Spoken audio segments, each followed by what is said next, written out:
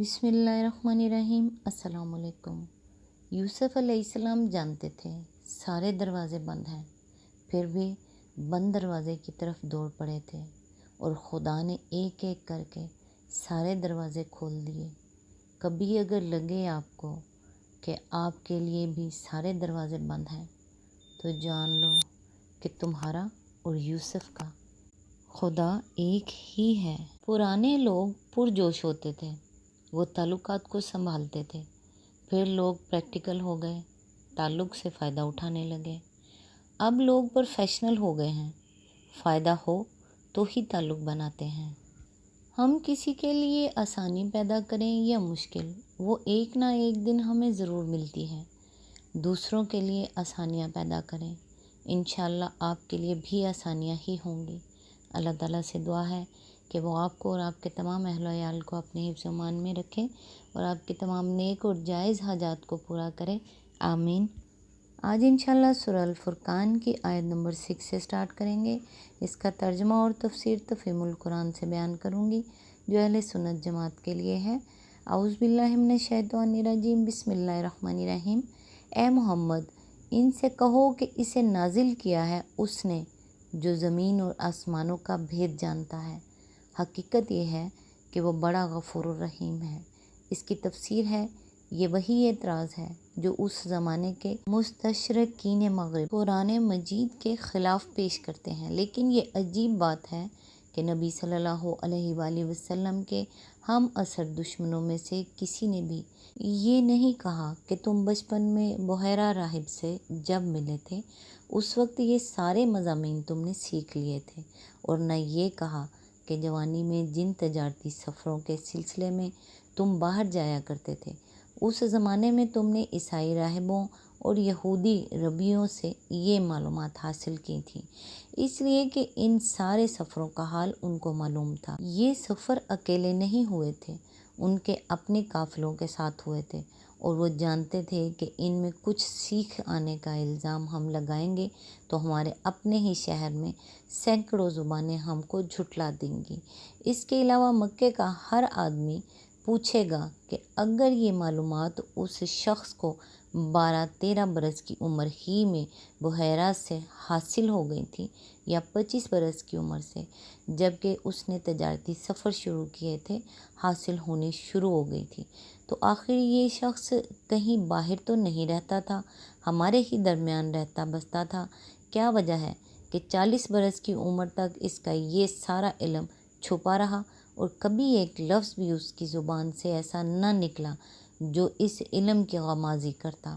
یہی وجہ ہے کہ کفار مکہ نے اتنے سفید جھوٹ کی جرات نہ کی اور اسے بعد کے زیادہ بے حیا لوگوں کے لیے چھوڑ دیا۔ وہ جو بات کہتے تھے وہ نبوت سے پہلے کے متعلق نہیں بلکہ دعویٰ نبوت کے زمانے کے متعلق تھی۔ ان کا کہنا یہ تھا کہ یہ شخص ان پڑھ ہے، خود مطالعہ کر کے نئی معلومات حاصل کر نہیں سکتا، پہلے اس نے کچھ سیکھا نہ تھا، 40 برس کی عمر تک ان باتوں میں سے کوئی بات بھی نہ جانتا تھا جو آج اس کی زبان سے نکل رہی ہیں۔ اب آخر یہ معلومات آ کہاں سے رہی ہیں؟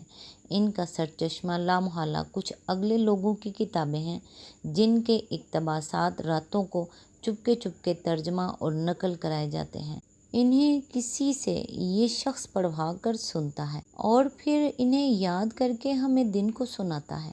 روایات سے معلوم ہوتا ہے کہ اس سلسلے میں وہ چند آدمیوں کے نام بھی لیتے تھے جو اہل کتاب تھے، پڑھے لکھے تھے اور مکے میں رہتے تھے، یعنی عداس حویطب بن عبد العزیٰ کا آزاد کردہ غلام، یسار علا بن حضرمی کا آزاد کردہ غلام اور جبر عامر بن ربیعہ کا آزاد کردہ غلام۔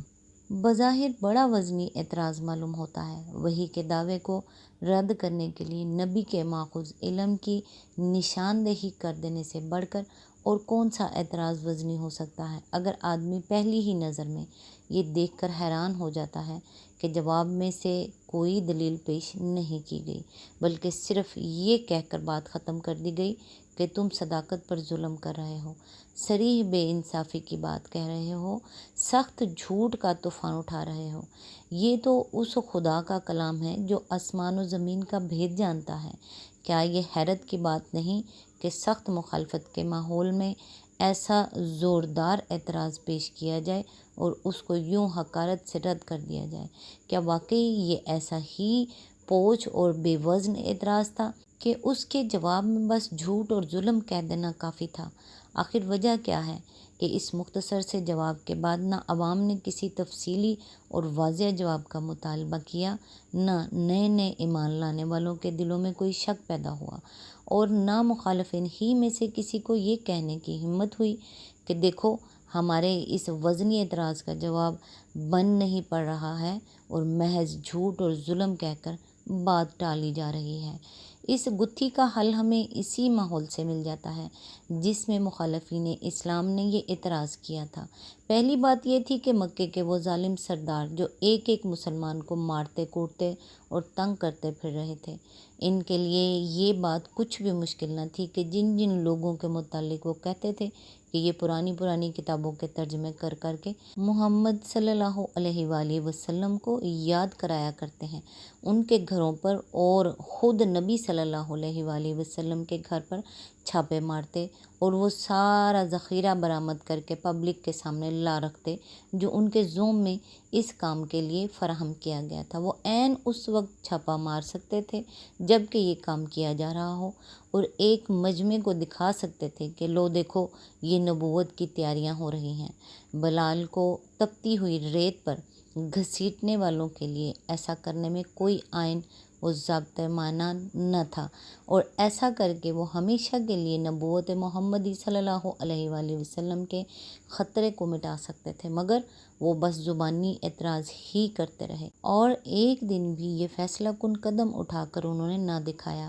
دوسری بات یہ تھی کہ اس سلسلے میں وہ جن لوگوں کے نام لیتے تھے وہ کہیں باہر کے نہ تھے، اسی شہر مکہ کے رہنے والے تھے۔ ان کی قابلیتیں کسی سے چھپی ہوئی نہ تھیں۔ ہر شخص جو تھوڑی سی عقل بھی رکھتا تھا یہ دیکھ سکتا تھا کہ محمد صلی اللہ علیہ وآلہ وسلم جو چیز پیش کر رہے ہیں وہ کس پائے کی ہے، کس شان کی زبان ہے، کس مرتبے کا ادب ہے، کیا زوردار کلام ہے، کیسے بلند خیالات اور مضامین ہیں، اور وہ کس درجے کے لوگ ہیں جن کے متعلق کہا جاتا ہے کہ محمد صلی اللہ علیہ وآلہ وسلم ان سے یہ سب کچھ حاصل کر کر کے لا رہے ہیں۔ اسی وجہ سے کسی نے بھی اس اعتراض کو کوئی وزن نہ دیا۔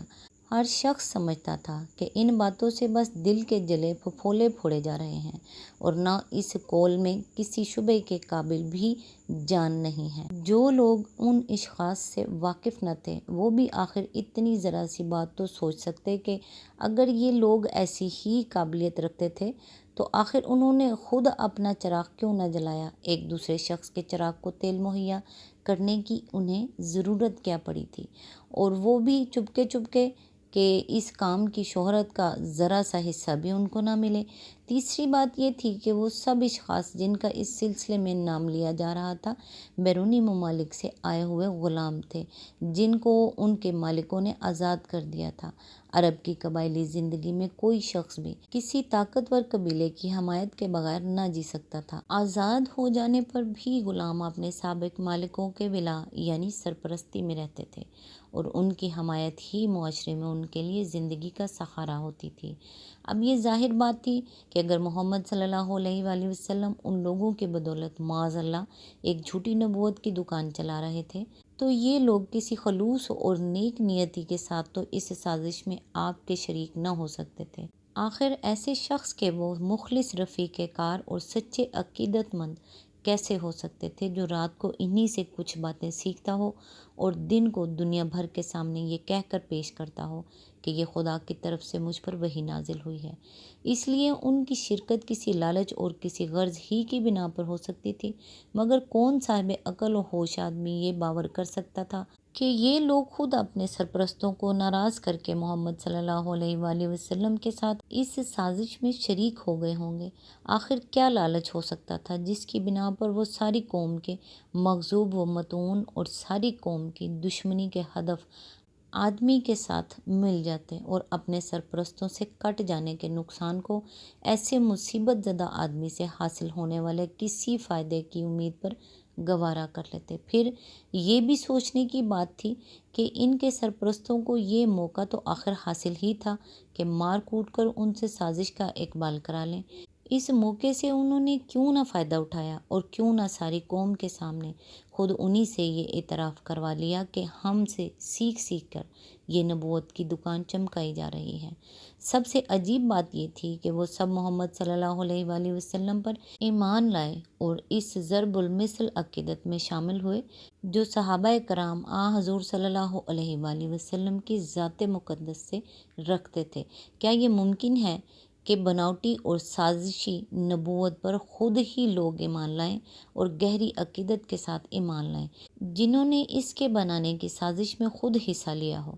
और बिलफ़र्ज़ अगर ये मुमकिन भी था तो उन लोगों को अहले ईमान की जमात में कोई नुमायाँ मर्तबा तो मिला होता। ये कैसे हो सकता था कि नबूवत का कारोबार तो चले अद्दास और यसार और जबर के बलबूते पर, और नबी के दस्ते रास्त बने अबू बकर और उमर और अबू उबैदा। इसी तरह ये बात भी बड़ी ताज्जुब अंगेज़ थी कि अगर चंद आदमियों की मदद से रातों को बैठ बैठ कर नबूवत के इस कारोबार का मवाद तैयार किया जाता था, तो वो ज़ैद बिन हारसा, अली इब्न अबी तालिब, अबू बकर सिद्दीक़ और दूसरे उन लोगों से किस तरह छुप सकता था जो शब रोज़ मोहम्मद सल्लल्लाहु अलैहि वसल्लम के साथ लगे रहते थे। इस इल्ज़ाम में बराए नाम भी कोई शायबा सदाकत होता तो कैसे मुमकिन था कि ये लोग इस कदर खलूस के साथ हजूर पर ईमान लाते और आपकी हमायत में हर तरह की ख़तरात और नुकसानात बर्दाश्त करते। ये वजूद थे जिनकी बिना पर हर सुनने वाले की निगाह में ये एतराज़ आप ही बेवज़न था। इसलिए कुरान में इसको किसी वज़नी एतराज़ की हैसियत से जवाब देने की खातिर नकल नहीं किया गया है, बल्कि ये बताने की खातिर इसका ज़िक्र किया गया है कि देखो हक़ की दुश्मनी में ये लोग कैसे अंधे हो गए हैं और किस कदर सरी झूठ और बेइंसाफ़ी पर उतर आए हैं। इस जगह ये फ़िक्रा बड़ा मायने ख़ेज़ है। मतलब ये है कि क्या शान है खुदा की रहीमी व गफ़ारी की, जो लोग हक़ को नीचा दिखाने के लिए ऐसे ऐसे झूठ के तूफ़ान उठाते हैं, उनको भी वो मोहलत देता है और सुनते ही अज़ाब का कोड़ा नहीं बरसा देता। इस तंबीह के साथ इसमें एक पहलू तलकीन का भी है कि ज़ालिमों, अब भी अगर अपने अनाद से बाज आ जाओ और हक़ बात को सीधी तरह मान लो तो जो कुछ आज तक करते रहे हो वो सब माफ़ हो सकता है। आज तक के लिए बस इतना ही। नेक्स्ट इंशाल्लाह आयत नंबर 7 से स्टार्ट करेंगे।